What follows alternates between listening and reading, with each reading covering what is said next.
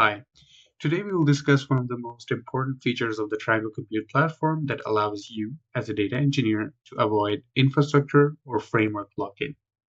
So, if you look around in the data engineering landscape, you will see a very common pattern. One platform means one framework. For example, if you're using Databricks, you have to use Apache Spark. And the same for Microsoft Fabric. If you're using Microsoft Fabric, you have to use Apache Spark. I take the example of Apache Spark here because most of the time it's Apache Spark that those platforms support. Now, the problem with this is that if you jump on those platforms, then you are now locked in terms of the framework. You cannot use Dask if you want it for your data pipelines. You cannot use Ray if you want it for your data pipelines. You have to use Apache Spark. And if you want to use any extra technology, you have to do it outside of that platform. This is exactly the kind of problem that the Trango Compute Platform aims to solve. The idea in Trango Compute Platform is that you should be able to deploy a cluster for any kind of framework, for example, Dask, Ray, or even Apache Flink, or actually any other framework that you want. It should be possible for you to deploy a cluster for those. And you should be able to deploy your cluster on any kind of infrastructure. So it could be Kubernetes cluster that is running anywhere. It could be just virtual machines in any of the cloud. It could be on-premise, or it could even be third-party providers like Coil or a recent one called Polar's Cloud. You should be able to deploy the infrastructure anywhere that you want.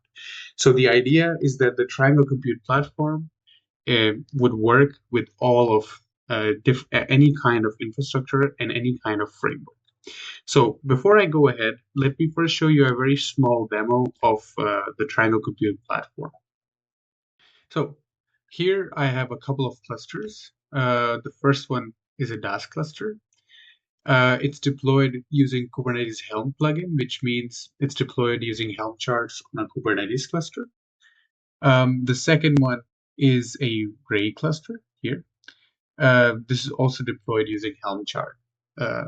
So now first, I will show you in my Kubernetes cluster. If I refresh here, there is nothing deployed for Dask or Ray. Okay.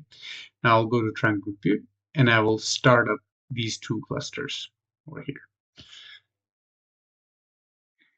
So Ray is up and also Dask is now up. So if I go here and I refresh here, I see that it has deployed the Dask cluster and also the Ray cluster. 3 workers for Dask and 1 for Ray. And if I refresh over here, I can also see the Dask UI, the dashboard. It has 3 workers. Similarly, if I refresh here, it will show me the Ray cluster. And here I have 1 worker. Now, as you saw, we were able to deploy a Dask and a Ray cluster using the Trango Compute platform. Now, how did we achieve that? Basically, the idea behind the Trango Compute platform is that we deploy the clusters using plugins. So in my demo, I focused mostly on the Helm plugin, which allowed us to deploy the Dask and the Ray cluster on Kubernetes. But you also have a Terraform plugin, which allows you to spin up VMs on your own cloud. And those VMs could be Dask workers. And then this way, you would also have a Dask cluster that is running directly on VMs inside your own cloud.